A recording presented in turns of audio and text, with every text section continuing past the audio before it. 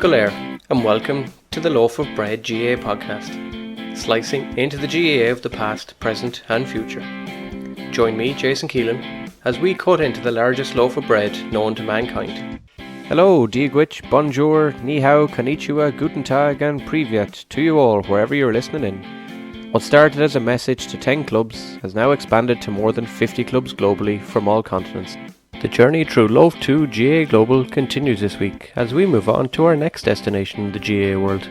So come with me on the GAA journey of a lifetime and meet clubs from Canada to Argentina, South Africa to Gibraltar, Bermuda to the North Pole, New Zealand to Kuwait, Knoxville to Qatar, and literally everywhere in between. So grab the passports, grab the bags, it's time to go.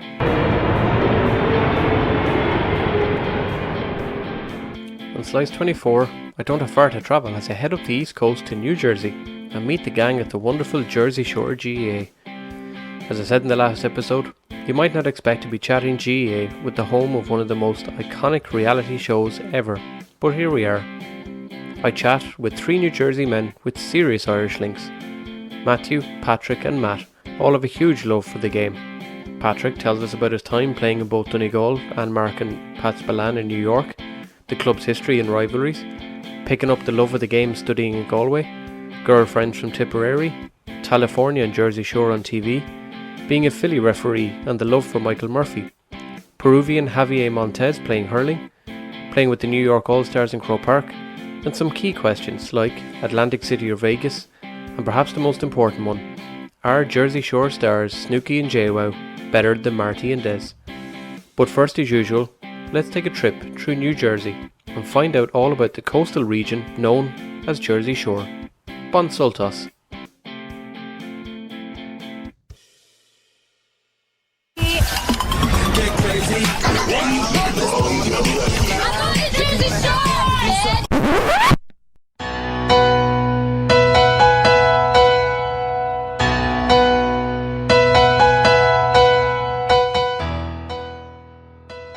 On the northeastern section of the USA, we find the state of New Jersey.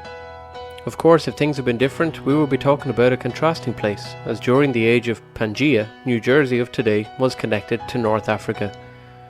It was, as you may have guessed, the European settlers who rocked up to the region in the 17th century. The Dutch were the primary claimants to the lands, and the entire region became known as New Netherland, with the main shipping area called Fort Amsterdam. Of course, as is usual, along came the English and fecked it all up by taking the lands in 1664. Immigrants from the European regions took control of the land eventually, with a variety of religious backgrounds in play. Quakers, Anglican Church members, Presbyterians, Scots Presbyterians, Reformers from Holland, and Congregationalists all lived in the same areas. Englishman Edward Hyde, a supporter of the famous William of Orange, was the first royal ruler of the colony. Of course, being one of the original 13 colonies, New Jersey found itself central to the play during the American Revolution. But it wasn't all plain sailing. The area was very split. About 1/3 supported the rebels and the anti-colonial sentiment, 1/3 wanted to remain under British rule, and 1/3 hadn't a clue. New Jersey is located between Philadelphia and New York states, so it was and is still a key location. In fact, more battles of the Revolution occurred in New Jersey than anywhere else. When the Battle of Trenton went the way of the rebels, things turned, and a number of hours later George Washington won the Battle of Princeton.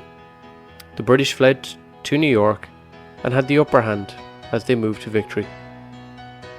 In 1876, a man named Thomas Edison from Milan, Ohio, set up his offices in Menlo Park, New Jersey.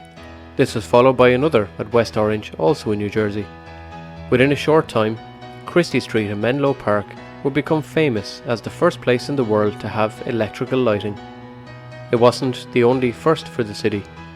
Some others include the famous first Miss America in 1921 in the famous Eastern Las Vegas, as it's known, of Atlantic City, and the first ever drive-in movie in 1933 in the area of Camden. Sadly, an unwanted first occurred in 1937 when the famed flying balloon, the Hindenburg, crashed at Lakehurst in the state. In modern times, New Jersey has become famous for bringing the world many notable things: FM radio, batteries, cranberry sauce, postcards, the ice cream cone, the Sloppy Joe sandwich, and the boardwalk, the state has more coastal boardwalks than anywhere in the world. Equally, they also have more diners than anywhere, so you'll never be stuck for food. Jersey Shore is a little over 220 kilometres of oceanfront land along the coast of New Jersey, running from Middlesex County to Cape May Point. Previous to the devastation of Hurricane Sandy in 2012, the area was famous for the amusement parks, attractions and more. A somewhat larger version of Salt Hill in Galway, or Brighton in the UK maybe. Given its location, the area attracts visitors from nearby states, as well as the Quebec region of Canada. After Hurricane Sandy, changes in the rebuilding of the region have attracted more people from various professions, creating what some have termed as the New Hamptons after the well-known New York region. Of the more than 40 locations along the route, perhaps the best known is that of Atlantic City. In 1976, the people of New Jersey voted in favour of legalised gambling, bringing in a sense of rivalry to the western Las Vegas. Those who've been to the desert city will be familiar with the likes of Harrah's Casino and Caesar's Palace, both of which can be found in Atlantic City. Can I ask you another question? Sure. You probably get this a lot. This isn't the real Caesar's Palace, is it? What do you mean? Did Caesar live here? No. I didn't think so.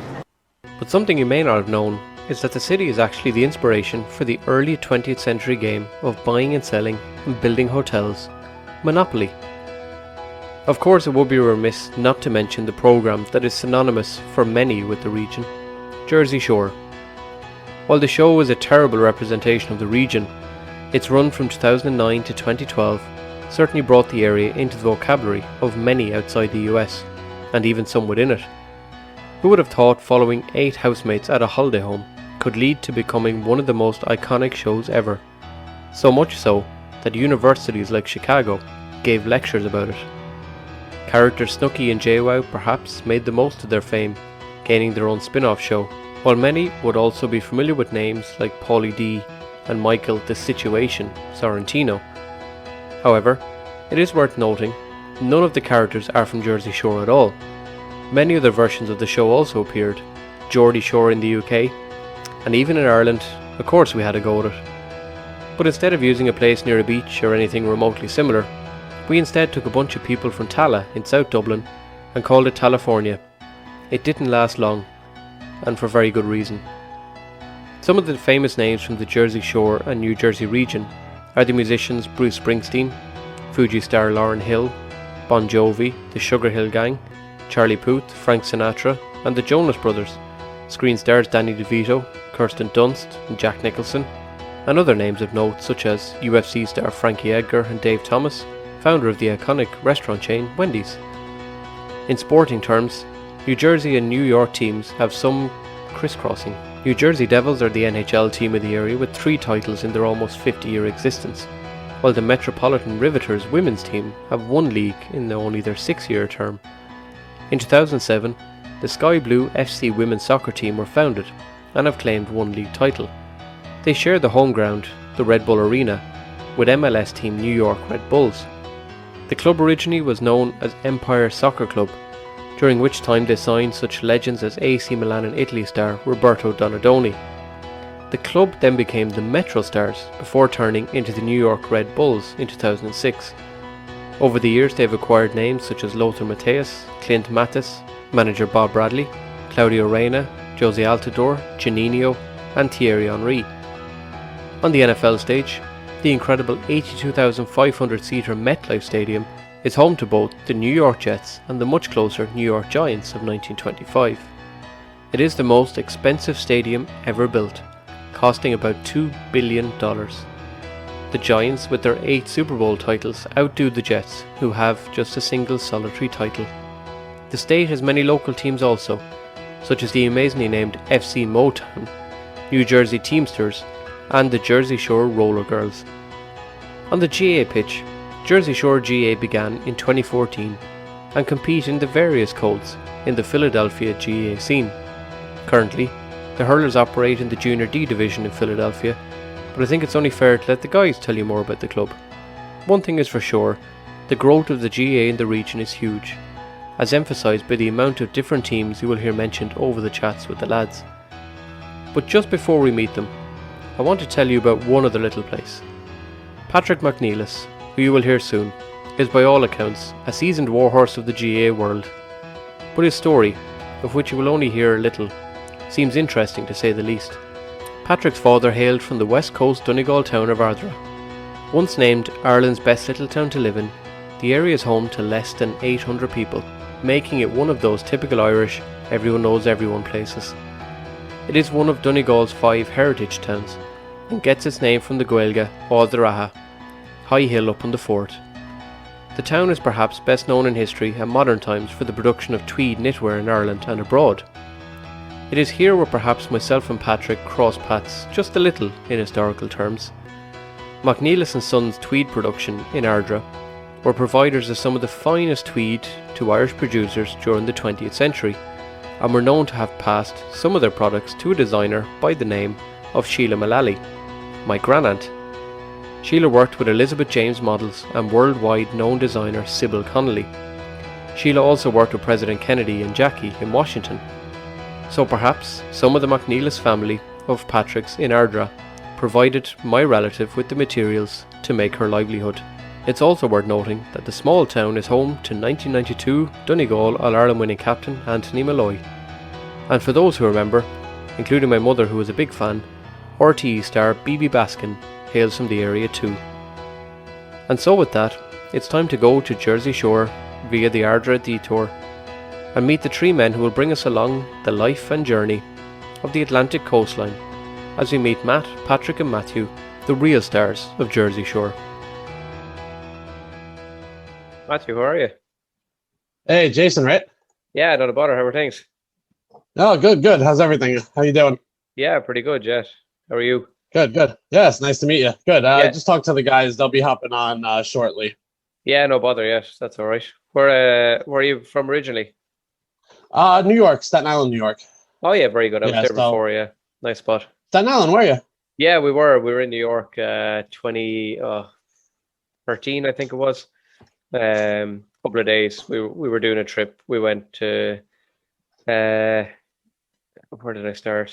It was kind of the Caribbean first, and then over to Seattle, up to Vancouver, Alaska, nice. And then back down to New York, Washington, and then across to Denver, and finished in Vegas. You can't go wrong finishing in Vegas. Oh man, that's some trip. Yeah, it was pretty cool. Yeah. What got you involved in Jersey Shore? So, I mean, I fell in love with the game years ago. I did a summer semester in Galway back in 2004, and got introduced to the game, fell in love with it. And at the time, I was living in upstate New York, and there was no clubs upstate back then. And with social media being the way it is now, everything is just so much more accessible with streaming and everything. So I tried to follow it as best as I could, but back then it was tough. If I was living down here at the time, I might have tried to go out, for a New York team or something. But, and then after another trip a few years ago, I was like, man, I really love this game. I was like, I know I'm older now, but I was like, let me see what I can get into. And Jersey Shore, not far from me. It's right over the bridge. And it's just like a perfect fit because at the time it was a lot of older guys, and it's really grown a lot in the past, 2-3 years, even through COVID, because it's only 7 years old. But my first season 2 years ago was really the first time we could really field a full team, Okay. And we play 13 aside over here mostly. And, the years before that, they'd be struggling to get 7 out there for a sevens tournament, so that's it's pretty nice cool, to actually get those numbers going. Yeah. Yeah. And what's for the people who are listening, Jersey Shore, is it mostly football or hurling or both or? It started out predominantly hurling. We're working on growing the football as we speak, and it's like an ebb and flow to it. It'll build for a little bit, and then, it's hard to get. It was the same with the hurling when the hurling started. It's just hard to get the consistent numbers out. But we're definitely working on the football and a youth program as well. Oh, you guys are really into it, yes. Patrick, how are you? Good to meet you. Jason, very kind of you to make some time for us. And Not at all. Not at all. No problem at all. How are you getting on? I'm well, thank you. And where are you from originally? I was born in the Bronx, Okay. where New York's Gaelic Park is Yeah. located. You're probably aware. Yeah. Raised just north of the city line, and that allowed me to play Gaelic football from the age of 9 to the age of 28, which is a long time ago in both instances, I might add. But Okay. so yeah, I started out as a minor footballer and graduated to senior football and played for my dad's native Donegal, New York team for many years. Oh, amazing! Yeah. Is it unfair of me to ask when did you play minor football? I played minor football from 1972, which is 1973, which is the first year the New York Minor Board started, to when I turned 18 in 1979, and then I turned under 21 and was allowed to play senior at that time. Nice. And thought my GA career was over in 1988 when I finally gave up senior football. And thanks to guys like Matt O'Connell and Matt Jones, I've become a hurler the last couple of years. So that's amazing. Yeah. And how was the hurling going for you then? Well, I'll let my teammates comment on my my contributions or lack thereof. I'll just tell you that from a long line of Donegal GA footballers and multiple cousins in a town of our draw that you may know of in Killybegs. Yeah. When no one's ever had a hurling stick in their hand. They're all still chuckling over the news that I'm scoring goals for Jersey Shore GAA as a full forward and defending goals when I'm the second string goalkeeper, as I was over the weekend at a tournament. So anyway, they're having a big chuckle about that, and I'm enjoying myself immensely. That's amazing. Yeah, I was looking. All right, how do you say your second name then? Would you say it is Mcneilless or? Yeah, we pronounce it Mcneilless, which is always a struggle here in the States because it was anglicized poorly. But I have first cousins in our draw, which is right near Glen Columkill, the Gaeltacht area, that they've actually changed the spelling of their name to the Irish form, which is Niallais. So when you see it that way, you understand why it should be pronounced Mcneilless. Yeah, I am not related to Oran Mcneilless. I was going to ask. Yeah, he's from Gweedore. Yeah, that's right. Yeah, I thought he was your cousin. But my teammates here have heard the joke. When he is playing, Jason, and when he scores a point for Donegal, he's my cousin, and when he scores a goal, he's my nephew. That's sort of the way. Yeah, well, that's the best way to have it. Yeah, for sure. That's amazing. But he's no blood relative at all. So anyway, nobody needs to know that. That's fine. You can. No. Well, yeah. Anyway, Matt Jones has joined us. Yeah, how Matt. you doing? Matt, how are you? Good. How are you? Not too bad. Whereabouts do you hail from originally? New Jersey, my whole life. Okay. So Central Jersey, Somerset County. I started off, and then I moved to Monmouth County about 3 years ago. Okay. So, I've been doing my reading, even though I was around that area before, I think it was 2013, but Gotcha. I wouldn't be too up to date with my county areas, but I was reading up on them. I had to improve my knowledge, I suppose. I like looking up places in general, but I do recognize the names, I have to say. And what got you into the GAA?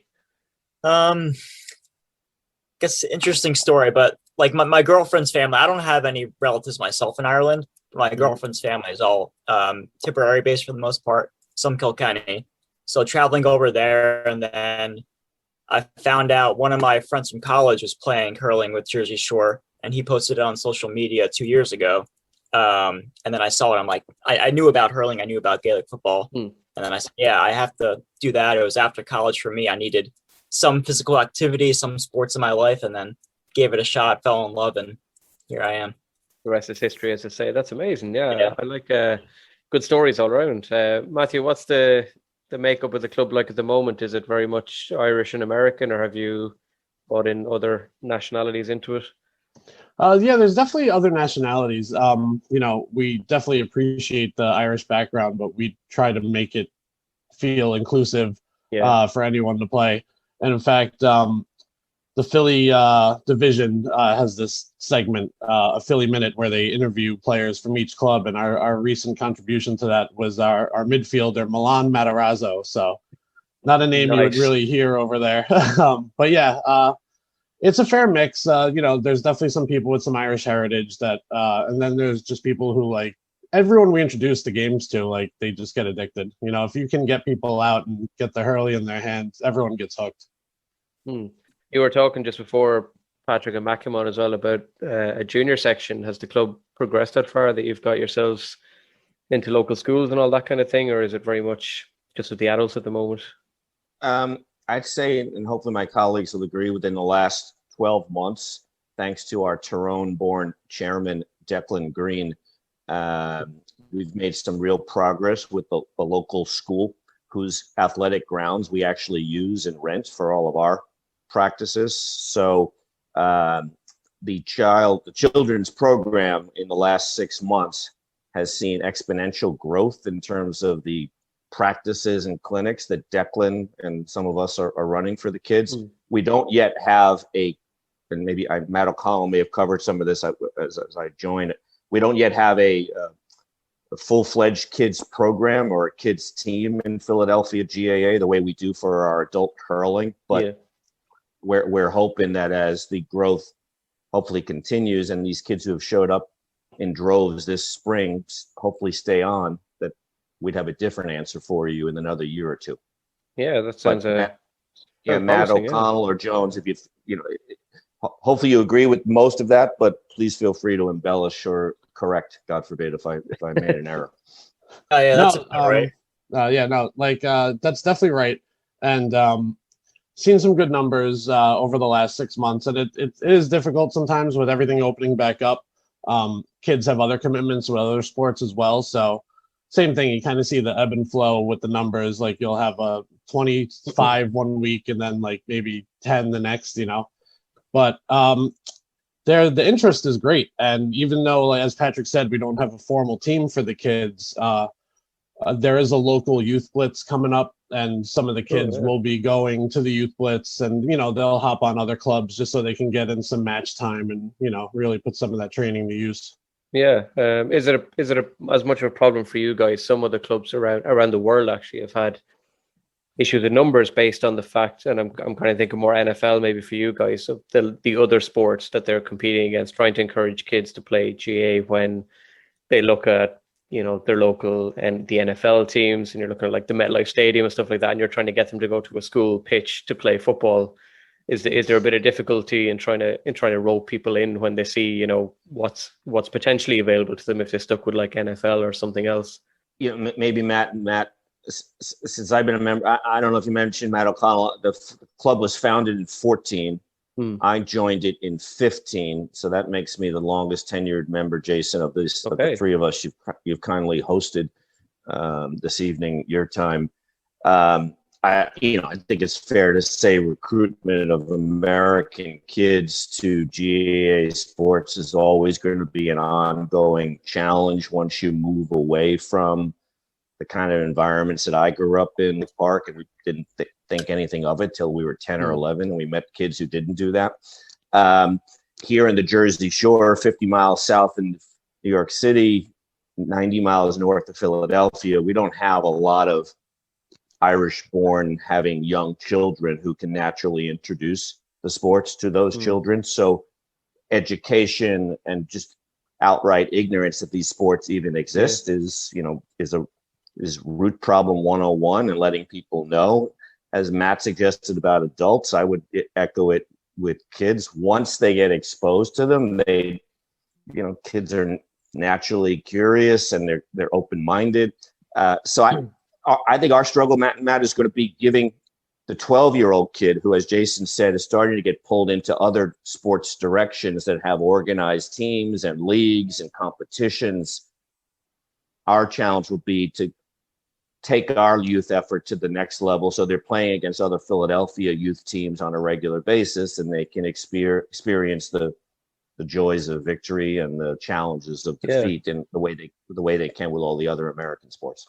And you mentioned as well, Matt, maybe if let's say to you, what's the rivalry like with the likes of the Philadelphia clubs and the others? I've had Notoria from the hurling club from Philadelphia on, and I know I've had others as well from a few parts of the United States. But what's the general kind of rivalry like with the guys around you? A rivalry now for you guys is like 100 and something kilometers, where a rivalry for me is maybe like 5 minutes down the road. So it's it's a bit of a different kind of rivalry. How do you guys see the rivalries between each other? Yeah, so I guess hurling specific wise, since we've entered more hurling competitions in Philadelphia, there's 4 teams total, being us, South Jersey, Allentown, and Notora, who I think you spoke to as well. That's right. So Notora and Allentown generally be junior B or junior A. Correct me if I'm wrong, Matt or Patrick. Well, yeah. So Notora was junior C national champions in 2019, and I believe maybe the year before, but Allentown has won a junior B national title, and also came in third, I believe, in the World Games in 2019. So there is the rivalry aspect, and South Jersey would be junior D with us, and we have a very competitive rivalry with them. Our last full season, they won a cup match against us, and then we won a best of 3 championship series against them. So we went 2-2 on the year, with most matches being decided by a point or just thereabouts. But there is that kind of divide. All by like 1 point or less, and everything's close. So it's fun that way, though. Yeah, it is. Yeah. But Notora's put out a development team as well. So we actually just had a chance to play them over the weekend at a sevens tournament. Okay. So they're doing great with recruiting and numbers. So they're able to get some more development in there, which is fantastic for everyone. The more matches that everyone gets to play, the better for everybody. What's your? I have to ask as well. Actually, will I see the kind of shirts, the club shirts and stuff on? How's your sponsorship go? Do you have local sponsorship, or how does it work? Every club seems to have an Irish pub within a mile or two of them. So are the Irish pub involved, or what's your sponsorship like? Our historic primary sponsor was indeed a local Irish pub called the Dublin House. Shocking. Yes. You won't see a Mullingar house around here anymore. Okay. Fair enough. But you will find the Dublin House. You are in Mullingar, right? I stalked you on the internet earlier. That's me. Yeah. Yeah. So their name appears on the front of our jersey. We also have a very professional landscaping, architectural construction kind of firm, Celtic Concepts, is also a sponsor. So both of those entities are run by people who were born in Ireland, and the Dublin House historically has been a key place for us to convene to watch matches Sunday morning our time that are taking place in Ireland. And in fact, that has been a successful recruiting tool in and of itself, as people walk in thinking they're going to be watching English Premier League football, and instead they're seeing either Gaelic or hurling on the screen. We wait for an opportune moment to incent them about joining our and in fact, that's exactly how Jersey Shore found me. I had shown up one morning at the Dublin House to watch Donegal play someone, and boom, here I am now boring you with the narrative. So the Dublin House has been our sponsor historically. We're always looking for more sponsors, and I dare say our sponsorship situation could be changing in the not too distant future. But again, subject to my colleagues' concurrence, that's the current lay of the land. Okay. Yeah, exactly right. Yeah, that's pretty good. And what, Matt Jones, if I ask you, what's a good night in the Dublin House like? I can't say I've had too many since we joined, because I joined April of 2019, and then I was on the team for a little while before COVID all hit. But I did have one good time when more afternoon our time, but Tipperary won the All Ireland final in 2019, so it's good to say that was a nice time for me with relatives all over. My whole girlfriend's family was there and celebrating. So evening for you, but it was still afternoon, early evening for us by the time we're And heading out of there. Is the girlfriend's family, do you know exactly where in Tip, Kilkenny they're from? Yeah, so a small town called Cluneen. Oh, yeah. It's right out of Yeah. Clonmel, Yeah. Bellard area. Yeah, Okay, that's good. Yeah, and you went over, you visited, have you? yeah. One time. So, but And you came out supposed to be alive. going last summer again. Now this summer, but that's probably gonna be pushed to next summer. Okay, and you came out alive of Tipperary. I did, yeah. Yeah, not many people go in and come out the same way that they went in. So you did pretty well. I'll give you that much anyway. So, okay, yeah, sponsorship sounds pretty good. I always ask because I've had some clubs on who are like, it's nearly like let's put up a flyer and just beg for money and see if we can get any. Some clubs I've talked to don't actually have proper jerseys yet because the funding and stuff with COVID has disappeared. So it's nice to hear a club who's kind of holding their own, I suppose, would be the best way to say, which is really good. So. Do you get to keep an eye on the likes of the Sunday game? Have you guys taken to it much over there? Yeah, we have our threads on the WhatsApp and particularly our board thread. We're always in there commenting when the matches are on because then we've got people rooting for just about every county within the club. And there's the football rivalries like between Patrick and our chair Declan, between Donegal and Tyrone. And then me and Matt have our hurling rivalry, Limerick and Tip. So, all day yesterday was just analysis of the matches while we were all sitting in our respective living rooms watching them. Sounds good, yes. And where's the Limerick connection is with you, I'm guessing, with the name O'Connell. Yeah. So my grandfather was born in Limerick, Doon, as you can see right there. Oh, yeah, and, see the sign, yeah. He came over as a young man, and my grandmother on my dad's side was from Galway, and they actually met over here and got married. Okay, so that's pretty cool. And if you said it yourself, you keep pretty up to date with the GAA as it goes on here as well. Yeah. Oh, yeah, definitely. Yeah, we're all big fans for the most part. Yeah, I would say 2/3 of us follow it very devoutly, Jason. Wow. Okay. I mean, to the point where I can, I'd be critiquing Declan Bonner's strategy with Michael Murphy on a regular basis with Cousins and Ardra and Killybegs and Kilcar. Ryan McHugh is a distant cousin of mine, and so I'm very proud of that, given what a class footballer he is. So, I mean, most of us have a GAA Go subscription. Most of us are reading the Monday morning Irish and, all the various press reports about the games yesterday. I happen to be the club's most certified hurling referee and football referee in the Philadelphia GAA. I'll be back down there on Sunday refereeing ladies football in Camogie for a 7-a-side tournament they're having for the ladies.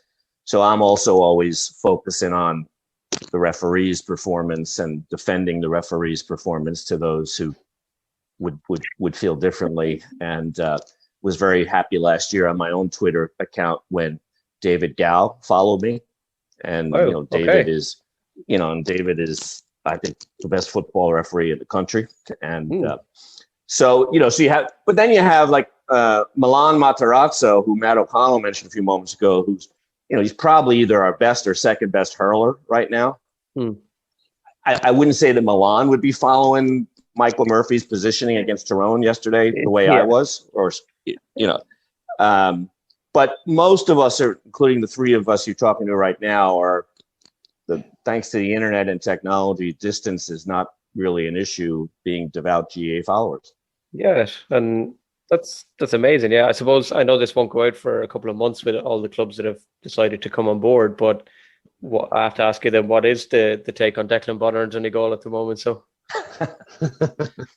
well, the take is, well, I'm a big Michael Murphy fan. I have a photo on my phone here. If I could show you myself and Michael Murphy holding the Sam Maguire at a GPA event in Midtown Manhattan a few years ago. Anyway, so I think Murphy should be like what do you call him in soccer? I'm not a soccer guy. The guy the sweeper who gets to be wherever he wants, whenever he wants. The roaming free man. Yeah.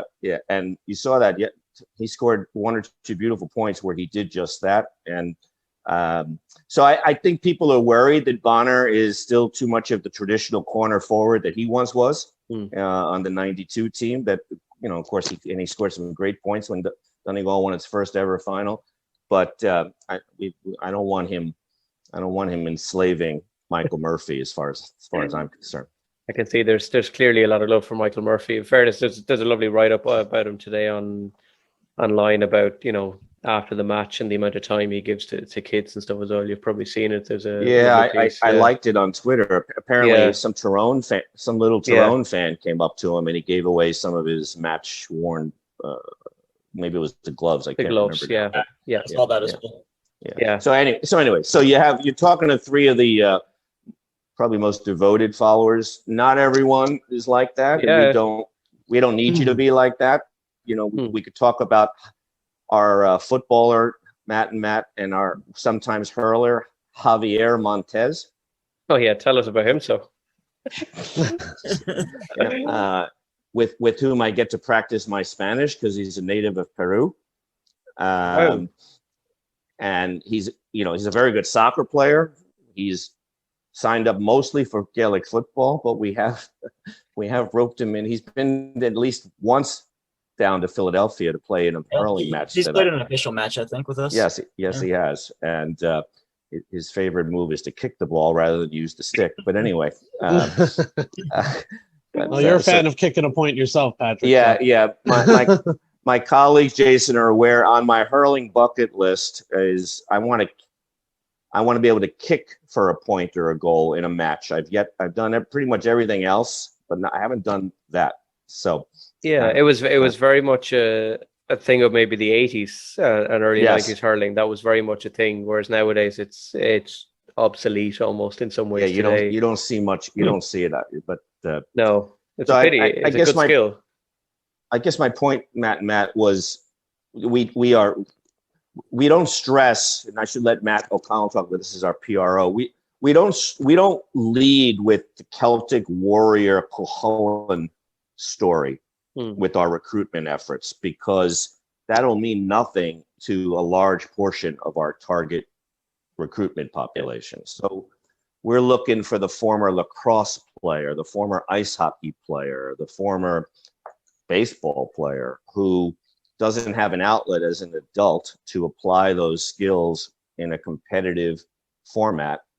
And thanks to Philadelphia GAA and ourselves, they can apply some of that there. So Matt O'Connell, I don't know, you're running and doing a great job with most of our PR these days. Hopefully I gave you some sort of platform to expand for Jason. Yeah, no, I think that's very important. Like you said, the cultural aspect of it is obviously important, but not required. And just going back to double back a little, talking about like being devout GAA fans, and maybe someone such as Milan isn't a devout fan yet, but for instance, when we're at our sevens tournament, before we started, Allentown was playing Torah, so a B and C, both national champions. And I always stress to them, like, they're obviously a little higher up than us. They're going to play the game a little more cleanly, like, watch this player, keep an eye on this one, see how he strikes on the run. Just watch how the passes consistently go into space, into the hand. And, they're not watching GAA go on the weekends, but, they have girlfriends and some like around Queens a lot. And they're always telling me, I want to get up to a match in Gaelic Park and watch some senior hurling. They are getting into it. It's one thing to come and get into it, having never really seen it played live, because it's, not too accessible over here. But we're always big on sharing the clips in our WhatsApp threads, because it's like, we want you to see how it's played on the highest level. Like when you come to training, obviously you get a little better each time, but we want to show you what the goal is like down the road. Like we want you to be able to strike on the run. And Milan's, like you said, one of our top hurlers, and he's starting to excel at that strike on the run. And, in America, if you could strike on the run with consistency, you're going to go right to the top. Yeah, that's amazing. Yeah. Has Milan been given an adopted county yet? Can I sign him up for Westmeath, or is it too late? You might be able to, state your case, I think. Yeah, I think Tipperary are okay. No, Tipper okay. They don't need anyone at the moment. We just need a few extras down here at the moment. That's kind of what we're looking for. He sounds like a kind of guy we need. Maybe I could find him a little place in Mullingar, find him a job. I'm sure he'd be very settled here. The job at the creamery. Yeah, Barry Kelly, the All Ireland hurling referee, is my neighbour here right beside me. So I'm sure he'll have no problem finding him a club. So yeah, I think we'll buy him a Westmeath jersey. I've got a Westmeath jersey. He can have it, whatever size he is. I'll get it for him. Yeah, and give me Javier as well from Peru, because that's publicity 101 for us here. We could make a fortune by just having a Peruvian guy in the half forward line. Yeah, I think I've just solved Westmeath's debt problems. I think anyway, by bringing in these two guys. By the sounds of it, yeah. I have to ask the three of you. I suppose anyone feel free to jump in, but since you guys are all American, I ask every club: is there a traditional Irish lunatic on the pitch? Because every club has to have some sort of Irish lunatic on the pitch who breaks hurls or breaks legs or just starts fights, or sort of Diarmuid O'Sullivan in some ways, the kind of Cork fullback of the old days. Is there anyone like that in your team that you can think of offhand? Matt Jones, you go first. I have a picture in my brain. Well, I'd say as of now we don't have that many to choose from, so I won't say it like I'm picking on someone. Yeah. But one fellow, since you mentioned Cork, Ty O'Brien, who's okay, going to be leaving us in a few months to go to Norfolk. I'll defer to referee Patrick in a bit, but he's known to call the game himself on the field a bit. So you give him a short shoulder and he might be looking for a free, or you pick up the ball cleanly, he'll be saying you picked it off the ground. So he's always. I think they might have different rules down in Cork than they do in the rest of Ireland. Well, they believe they're the real capital. You see, that's the problem. They do have their own set of rules. Yeah. Oh, ref. That's a pretty good impression. Yeah, that's my Ty O'Brien imitation. Sometimes I ref intra-squad scrimmages, so I experienced that firsthand. Matt, did you have another name besides Matt O'Connell? Another name besides Ty? Tig is a good one, of course. Yeah. I always joke whenever anyone's marking him and they cause him to lose possession, that will be immediately followed by the Cork chop. Like you're going to get that hurl to the ankles when he tries to recover the slitter. But another funny one is we have two very physical guys in the backs in Adam and Pat Quinn. But the funny thing is they are both two of the nicest guys in the world, and they will put you on your ass and then, apologize. But it's great to see the physicality too, because it's kind of a hard thing to teach, So when people show up with it naturally, it's good to see. Yeah, they'll hit you with a clean shoulder and then say, I'm sorry right afterwards. Yeah. Yeah, they're true defenders then by the sounds of it. Yeah, apologize. Hit first, apologize later. Yeah, I like that. Yeah. Patrick, who had you got? You had somebody in mind, I think. I think we all thought of Tig first, so and I wanted to give someone else the chance to say it. He is our only true Irish-born person who played legitimate hurling in Ireland. Okay. So the rest of the club is, kind of the descriptions we've offered. We have a gentleman who was technically born in Ireland, but he came to New York City when he was very young. I don't know how old Mick Dunn was. Yeah, I think when 3 years old. Yeah, 3 or 4 years old. So I mean, in my mind, so we don't have too many true Irish-born GAA people in the club, Jason. Which is, we'd love to find one. Don't get me wrong, to improve. But for me, who's been around since 15, it's also a bit of a badge of honor that we've been able to grow without that. So, the concept of sanctioned players transferring to our club, so far it's never happened. I don't know, Matt O'Connell, what's going to happen with those two names we heard about over the weekend. We'll see. But, we are growing, Jason, in a very different fashion, and I think that's part of our core strength. Yeah, no, it all sounds very promising. It's really, in some ways, I'm kind of stunned a little bit, because when I was looking up, a few clubs originally, my aim was just to cover all the continents, see if anybody will come on first. That was the big thing, because I wasn't sure if this would take off. And then one club talked to another club, and suddenly it's gone from 10 to 49, I think now, clubs. But you guys, your club name, I suppose, didn't instantly register with me the same way when the girls I was talking to earlier out in Kuwait. I was talking to Kuwait GA earlier on, and they were stunned that there was a team in Newcastle in England and a team here and a team there. The same way that when I saw Jersey Shore GA, I kind of went, but these guys must be, pretty small. In my head, I was kind of going, they must be pretty small. Jersey Shore to me is just that TV show that I didn't watch years ago, and I don't know a lot else about it. I've been near Jersey Shore, but I don't know anything about it. And then suddenly, like, the story you guys have told is one certainly one of the most positive I can think going forward kind of stories, even through COVID and all this. You guys are certainly on the right track. Anyway, I have a few other Irishy kind of questions that I always ask, and then at the end there's a few what would I call them? They're not history. It's not a quiz. Don't worry, you're not been put on the spot, but it's they're kind of 50-50 choice questions, and they're sort of half Jersey Shore, half Ireland. So I like my history, and I like to read up on stuff. So you'll see in a minute what it's like. But I've asked a lot of the other clubs as well, since you guys are pretty familiar with the Sunday game and stuff. I have to ask then, Matt O'Connell, if you're more a Marty Morrissey or a Des Cahill fan.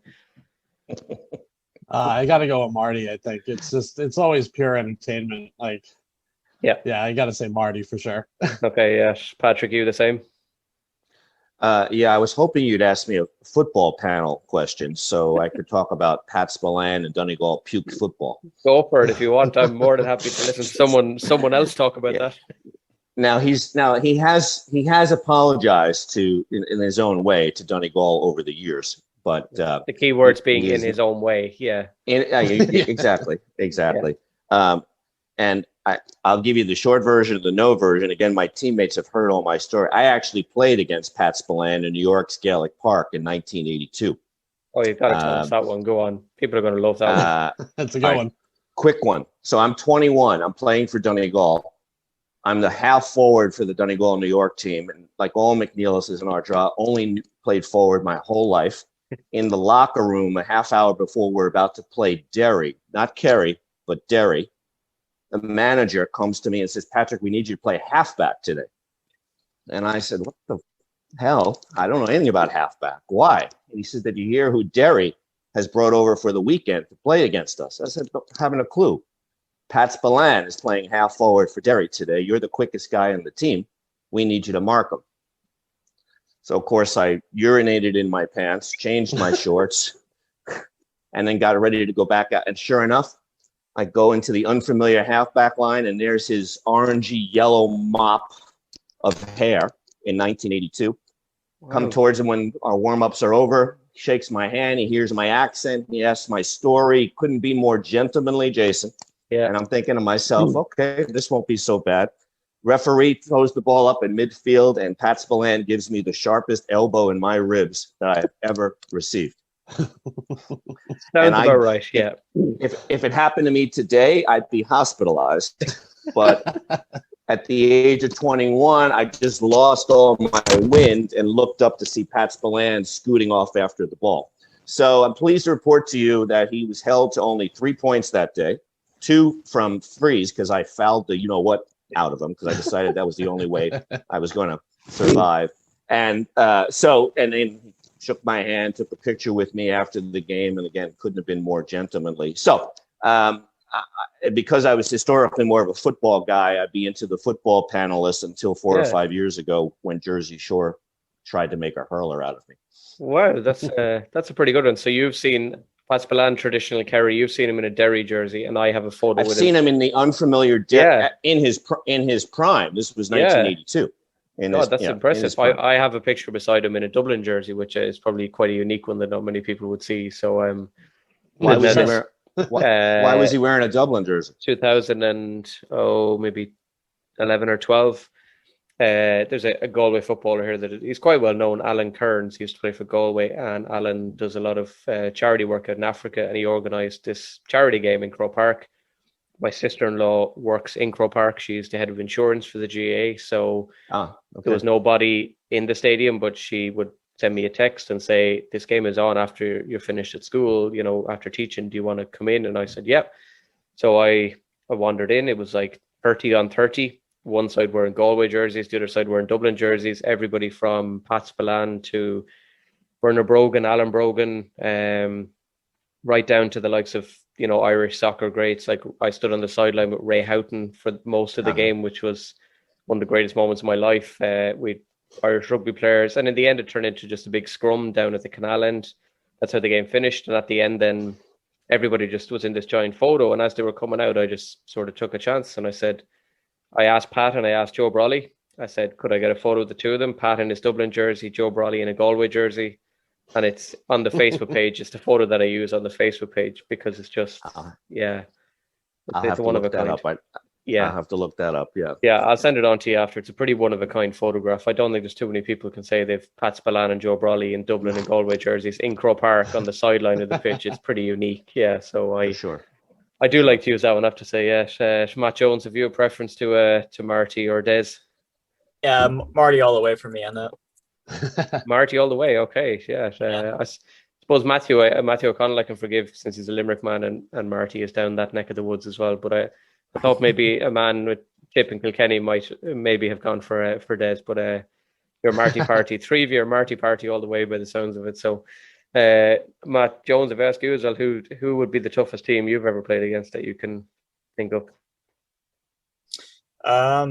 Being not many. Oh, actually, I'm going to give it a go. Different out of our division. I'm going to go with Baltimore, just because this was 2 years ago. It's my first game. I might have had one practice out, and I'm stepping onto the pitch, and I was actually a substitute playing with Allentown because I needed another player. So I was just filling in my first game. I step onto the field, and there's a big guy on Baltimore, fullback. I see the ball on the ground. I'm running towards it. Don't really know what I'm going to do. I don't really know if I knew how to jab lift or roll lift at the time. And I think he could kind of see it. And he just gives me a shoulder right of the way. I go flying. And I think the other guys on Jersey Shore on the sidelines were wondering if I was ever going to come back after that. So maybe not competition-wise, but toughest in terms of physicality of day one and me not know what I'm going to do. I'm going to give it to Baltimore on that one. Okay, sounds good, yes. Matt O'Connell, if I ask him, are you guys, as a team, are you more, let's try and play it short and keep possession, or are you more traditional hurling and let's put it into the corners, let the forwards do the work? Yeah, it's a little bit of both. We do try to get it up. We're working on strength of possession, working it up steadily and consistently. Sometimes we do put up those 50-50 balls, but I'm always trying to preach to training, like use the space. If you don't think you could get a great pass in there, just, belt one on the ground, like give them a good shot to pick it up. Like I tell Patrick all the time, like if he missed me on a puck out and he's like, oh, it was almost, if it was a little bit longer, it would have been great. But I was like, we're still junior D. Like even if you gave me the perfect ball, I still might drop it, So yeah. It's definitely the way that can go. So, but training's been going well. We've been mixing up a whole lot of different drills. And whenever we see something we can focus on, we'll switch it up and be like, okay, well, we see these possessions haven't been great. We'll try to work on those. Maybe we had a rough day shooting, so we'll do some shooting drills and mix it up. And numbers have been great where we pretty much can get a scrimmage going every practice. Like maybe we've finished a lot of practice with essentially like a sevens match. So that's great. That really prepared us for this last weekend at our sevens tournament, because we pretty much play a sevens match once, maybe twice a week as it is. That sounds good. Yeah. I can't remember, was it Natura or who it was that came on, but I know anyone in Ireland who follows the NFL will be familiar with the word scrimmage, but I was like, you guys are going to have to explain scrimmage for the Irish listeners, because they're going to be like, what the hell is that? It sounds like they're trying to do a scrum in rugby, but they've kind of lost the sense of where they are. So, yeah, I don't need to explain anymore. Anyone who will listen to the other American episodes will be familiar with it. Yeah, Patrick Affin. Patrick Affin had the honor or the privilege to ask anyone this, but since you're in the position, what has been the biggest changes you've noticed in the GAA since your playing days originally? In the global GAA, or even in America, whichever. Yeah. Apart from getting elbowed by Pat Spillane, I suppose that's probably one thing that's changed. But yeah, well, I mean, look, you'd be close in Mullingar. You'd be a lot closer to the reality. From 3,000 miles away, when I was playing, there was no ladies' codes of any sort. When I was playing, no one in Ireland looked anything other than 100% Celt and everything that suggests about the way they look. So the GAA's movements to open itself up both by gender and then even as Ireland's become a more cosmopolitan country, and you see, what was his name, Sean O'Halpine, who was half Fijian. Yeah. So, which is great. And didn't Westmeath have someone like that, in fact, on its panel? We have at the moment, Boydu Saya is Liberian, Yeah. So, my late father, he wouldn't recognize today's GAA when it comes to all of that. I think most of that is, the vast majority of it is all very good indeed.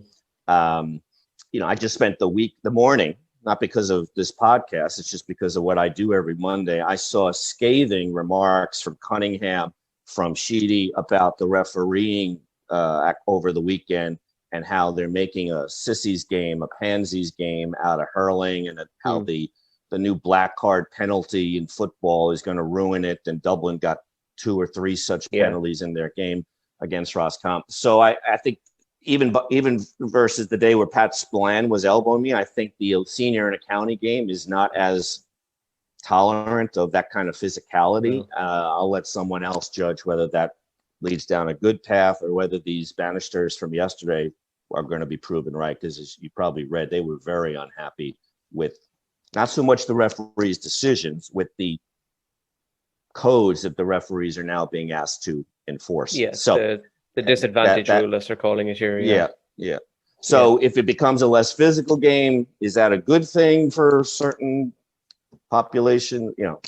I'm not wise enough to know the answer to that, but it's definitely much less. It's definitely a much less physical game, even what I used to play in New York once upon a time. I'd agree with that. I think you're spot on.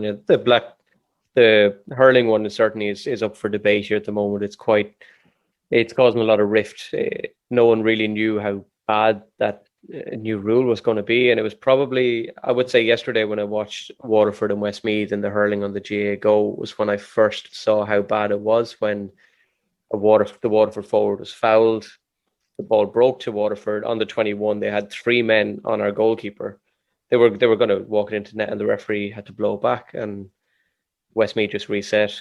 Waterford get a point, and it's an advantage for the team who committed the foul rather than the team who were fouled. So I don't see that rule lasting, thankfully, because I think it is kind of destroying the game in some ways. And the penalty one of football, I'm open to see how that kind of goes. The Dublin one yesterday was a bit strange, because we were all kind of on WhatsApp kind of going, what the hell just happened? Like, none of us actually had thought about the rule. So we were kind of a bit lost, I suppose, in some ways. But that's interesting that you say the physicality. That's I suppose I would have to agree, even though even in my time I would say it's definitely disappearing out of the game for sure. Right. And again, someone could agree with me but say that's a good thing. In the more injury conscious world we live in, and head injuries and the like. So but I'm, in response to your question, I'm telling you it's much less physical. I serve now as a referee and linesman for football in Philadelphia at the senior level. Sorry, I don't serve as a referee down there. I'm as a linesman, but I'm a linesman on the line, looking like the how do I pronounce it? Raichur, the referee that I Raichur. Thank you. Thank you. But the physical carnage that these boys do to each other, even in the new regime I just talked to, is pretty profound. I couldn't do it anymore. Once upon a time, I suppose I did it, but if that's taken out of the game, it's a different game, and then someone has to decide whether that difference is a difference for the positive or the negative. Yeah, it's one I think that even by the time this podcast goes out, I still think it'll be a debate that'll be rumbling on somehow. I don't think that one's going to go away anytime soon. But yeah, it's good to hear your thoughts on that one. Matt Jones, if I ask you, there's a couple last questions I have. If Jersey Shore were given the opportunity to come to Ireland to take on any county of your choice, who would you most like a shot at, or who do you think you would most have a good chance against? Oh, I don't know if that's a fair question to ask right now. I'm picking on someone. Yeah, maybe a small town somewhere. What if we play our Dara in a hurling match? Do you think our draw?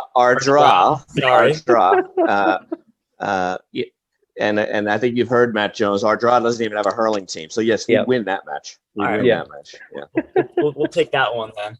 Okay, yeah. And which county would you most like a shot against? Tipperary or Kilkenny or somebody else? Playing Kilkenny would be fun, right? To give them a little beatdown. Yeah, yeah, we could bring you over. They could do it a little bit We'll of a play beatdown. their under 12 team or something. I don't know. They still might take us. They'd be pretty handy, I'd say. Yeah, Malacottle, who would you most like to go against? Oh man, it's tough to say. It's the favoritism in me, but like part of me wants to say Limerick just because the way they play, they've changed the game. I feel a lot with the speed and the mobility, and it really is like the modern game of hurling, where these other clubs that have some of the best players in the country, they have to really change the way they're doing things because they just can't. They don't have the stamina to like run with Limerick for 70 minutes, So you see like Cork and Tip getting a lot of the young lads in there because you've got Horgan, you've got Callanan, but it's just not enough to go 70 minutes with when the average age is 25 on the senior panel. Yeah. Okay. So Limerick definitely. Yeah, I would agree with that as well. They've changed the game completely. And Patrick, who would you most like a shot against? The Donegal hurling team, no doubt. Which is on the upswing, on the rise. The yeah, definitely. Yes. So no more gratuitous jokes at their expense. I don't talk about my mother, who's alive. By the way, 80. She was born here, but her parents were from West Cork. Okay. And then later, the family moved from Castletown Bear area up to Cork City, where my distant cousins played for Glen Rovers, Christy Ring's club. That's right. Once upon a time. Jack Lynch. Jack Lynch was from the. That's right. Jack Lynch was from the same. So, if you force me to put myself in a hurling time capsule, I think I'd like a shot at Cork and show them that their Cork distant cousin in New York could play some decent hurling. Nice. Football wise, I actually played for Ardra back in the day when I was a young man, so I had the honor of playing for my father's hometown. Wow. And I'd like to have another shot at County Down. I played at Croke Park in 1979 for the New York Minor All-Star team, and we got our arses kicked by a County Down team whose banisher was Sean O'Neill, as in the Sean O'Neill. Okay. So my one time at Croke Park as a player was not particularly upbeat or joyous. So I'd like another. If I could go back in my time machine and be a young man again, I'd like another shot at Down. Yeah, there's not many people over the waters, as we say, who can say they've played in an all-star game in Croke Park. So you're not doing too bad. Don't ask me what I scored, or don't ask me what the final score was, because those were not good answers. Those were not good answers. Well, we'll ignore those. I'll look them up after. I'll do some research. The other couple of questions. Have you guys been introduced, since you're very much on the Irish side of things? Have you been introduced to Father Ted? The show, the RT show. Oh yeah. You have, yeah. Is there a standard episode? I always ask every club who knows it then. Not me. No, Matt or Matt. I've heard of it, haven't watched, but okay. It'd be hard to pick an episode out, but it's always a good laugh whenever I check out a few episodes. Nice.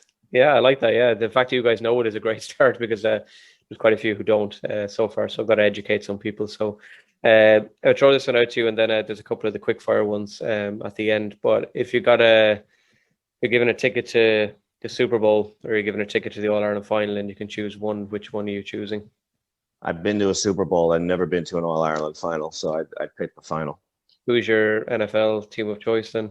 Are you the Jets? I'm a New York Giants fan. Or Giants, I should say. Yeah. Okay. Yeah. Giants. Yeah.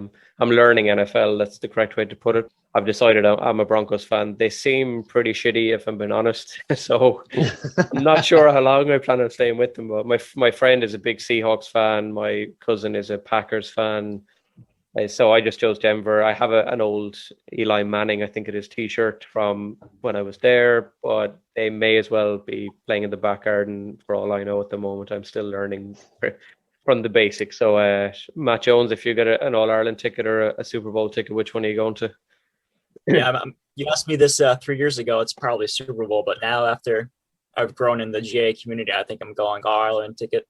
But on yet, who's your NFL team of choice? Have you got one? So actually, I'm an Indianapolis Colts fan, which you probably wouldn't know too much in New Jersey, but that's story started when I was very young. I'm a Indiana sports team What fan. the hell is that all about? Sorry, when I was 7 years old, the Indiana Hoosiers were playing Maryland in the NCAA college basketball tournament. Okay. And they lost to Maryland. 7-year-old boy, I was really upset.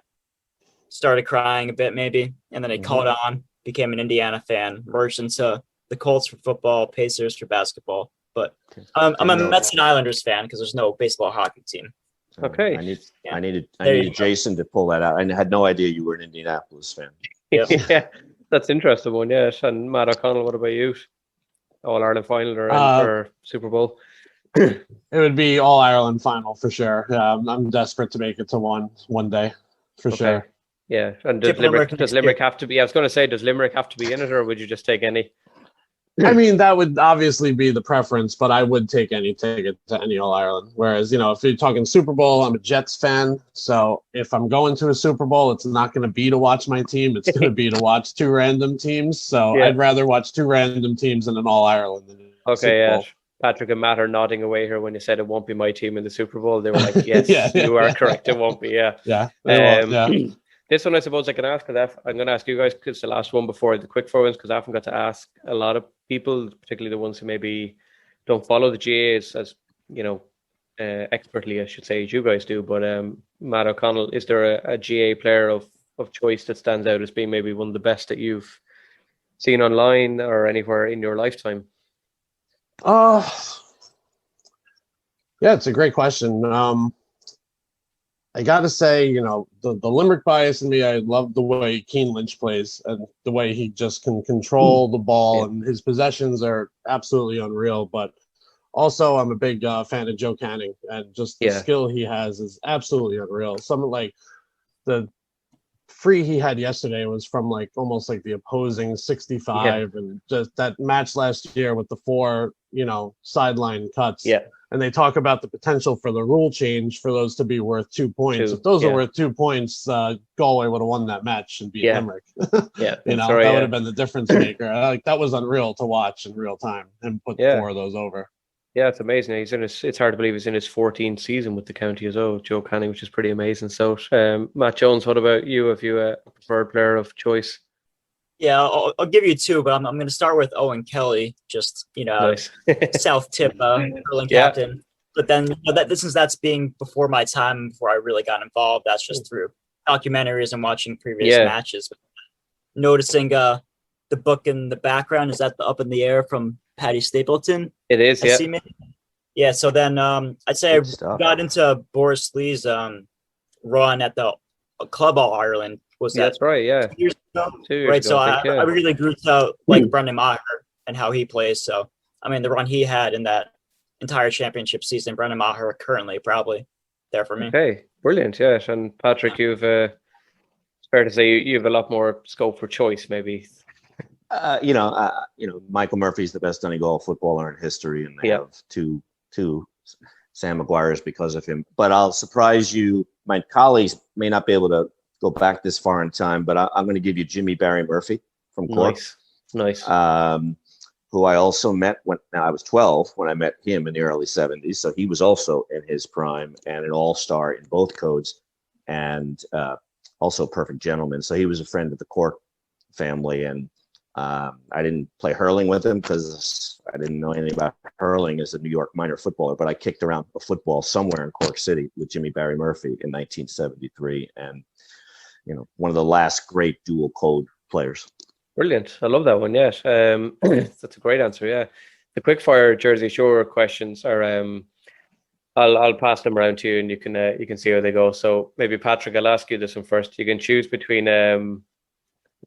we'll go straight into it, I suppose. You choose between Jersey Shore itself, the beaches of Jersey Shore, or the beaches of Donegal. I sorry guys, but I gotta pick Nairn Beach or Fintra Beach or Dunlow. So I would pick the beaches of Donegal. Okay, sounds good. Matt Jones, if I ask you this one, because I told Matt I would say Jersey Shore is not a TV show that I had any interest in watching, but you guys might be more familiar with these people than me, but I believe there were people in it called Snooki and Jwow. Is that correct? You can choose between Snooki and Jwow or Marty Morrissey and Des as a pair. It's for me. I'm gonna go Marty and Des. Just I really haven't watched too much Jersey Shore. I'll say for the podcast that I wouldn't say it's a great representation of New Jersey as a whole. So Yeah, get that out there. But Marty and Des. Yeah. From what I gathered, it mightn't be, because like the alternative versions that we also got here were like Geordie Shore, which was the sort of Newcastle English version, which I watched an episode of, and I was kind of like, what the hell is this? And then we kind of had a version here in Ireland. We attempted a version called Tallafornia, which was essentially Talla, which is, South Dublin. Talla, Tallagh. That's right, yeah. So yeah. We turned it into Tallafornia, and these randomers from this place in Dublin decided they were now A-list celebrities in Ireland, and it just was, it was a bit bizarre, to be honest. But yeah, I'm good. I have no idea who Snooki and Jwow or whatever they are. So to be honest, I don't think I really want to know who they are either. So I might know a little more than you, but probably not too much, really. If you've watched an episode, you already know more than me. So let's start.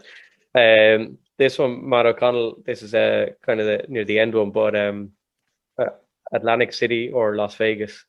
Las Vegas for sure. Atlantic City is, it's always a nice trip. It's close, and you'll get a fun weekend out of it. But Vegas is definitely the better experience by far. Okay, and I'll stick with you for the last one. I'll go around the other two guys as well, but the Jets or Limerick? Limerick. Yeah, Limerick. Okay, Matt Jones. Jets have been hurting me for a while now. So I believe, from what little I know, I believe they have been all right. Matt Jones, then Tipperary or the Colts? That's tough. I got to go Tipperary, just probably for the audience who's going to be listening to this. So. You don't have to suck up to the audience. It's fine. Nah, I mean, recency basis, how much I've gotten involved. I'll go Tipperary. Awesome. Okay, and Patrick, the Giants, Donegal, Cork.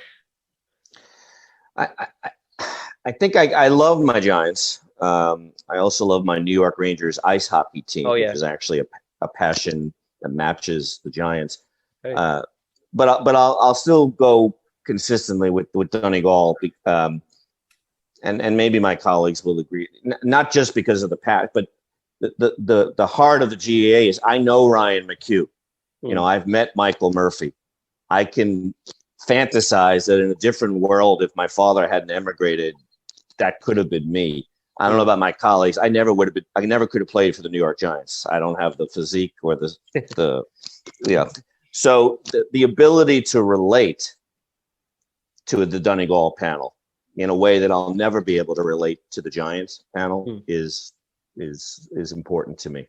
Yeah, that kind of community thing that they bring, that they'll go out and play on a Sunday, but they'll be in the classroom, or they'll be in the shop, or they'll be in the factory, or whatever it is the next morning. Whatever their job is on theoretically, whatever their job is on Monday morning, they'll be at it. Yep, yeah, that's brilliant. Yeah, I like that one. Yeah. The last thing then, maybe Matt O'Connell, since you're like PRO, I ask all the clubs, the club gear. Then is it available for people to buy online? Because there's probably quite a lot of Irish people over here I know who love to collect and buy gear that's maybe not from your typical 32 counties kind of thing. So where can people find your gear? Oh yeah, I'm a big gear collector myself. I've got a closet full of kits for sure. Yeah. If you go to our website, JerseyShoreGAA.com, you'll find the link to the shop, which will take you to all the gear offered from Mcneilless. And they get a nice lineup right there. All of our jerseys, warm-ups, all that stuff. So you can get it right from the website. You'll see a link that'll take you there. Awesome, yeah, and it is for anyone listening as well. See the picture on the Instagram, but it is a lovely kit. If you haven't seen the pictures, definitely check it out. And the last thing then, Matt Jones, is there anyone you want to give a shout out or hello to who might be listening in? I'll say hello to all the Hogans down in Clooneen and the McGraws and Kilkenny, maybe. Nice. And just nice. Thank you for your time, Jason, and not at all. All Jersey Shore for making this happen. It's great to be a part of this club. Awesome, yeah, good. Patrick, anyone you want to say hello to? A lot of Mcneillesses in our draw who'll be rolling their eyes that I got to tell the same stories again to a new audience. So my uncle Peter Oliver Mcneilless owns the best pub in all of Ireland. So if you get to our draw, go say hello to him. Awesome. Yeah, sounds good. And of course, your nephew, cousin, relative, Oran, who, depending on how he plays. Yes, who's never met me, but yes, that one. Yeah. So, Oran Mcneilless, if you're listening, and I'll text a few of the Donegal people I know and just pass on the message. And Matt O'Connell, anyone then you want to say hello to or shout out to? Yeah, whether here or back in Limerick, to all the O'Connells, Berkerys and Corbetts that might be listening, and my girlfriend Sarah Riney and all the Rineys and Shneem, Kerry that no way. might tune in. Yeah. Great part of the world. Oh, beautiful. Yeah. Guys, look, I have to say a huge thank you for coming on. In many ways, I have to admit that it's been probably the most enjoyably surprising because if I'm being honest, when Jersey Shore came on, I wasn't really sure what to expect. And to hear three men who are just so passionate and spoke as if they were born in Borrisoleigh or born down in Limerick or born in anywhere, it doesn't really matter. You came across so well that I think people will suddenly be be suddenly drawn towards Jersey Shore as something more than just a TV show from the last number of years, to realize that there's a serious GAA stronghold in America that we just haven't uncovered yet. So hopefully this podcast might help to put Jersey Shore more on the map. But I'm going to let you guys go and just say a big thank you very much, and we'll keep in touch for sure. And it was great talking to you, and it was a pleasure to meet you all. And Patrick, I think there's definitely a book there you need to write that you haven't written yet, because I sense there's some more stories in you that I think you need your own show, to be honest. If Patrick year by year in the GAA. So yeah, don't encourage me. Whether it's my colleagues or my wife, they know how much I enjoy being asked to do this. So yeah, awesome. But thanks for your time. Thank you very much, Jason. And not best at of all. luck. Yeah, thank you. You're listening to the other episodes for sure. Awesome, deadly. Yeah, thanks, guys, and I'll keep in touch and I'll talk to you again. So the best wishes, and I'll talk to you soon. Cheers. Take care. Thank you. Take care, Slán. Bye. Coming up the next day on the Loaf of Bread GAA Global, we cut into our next slice.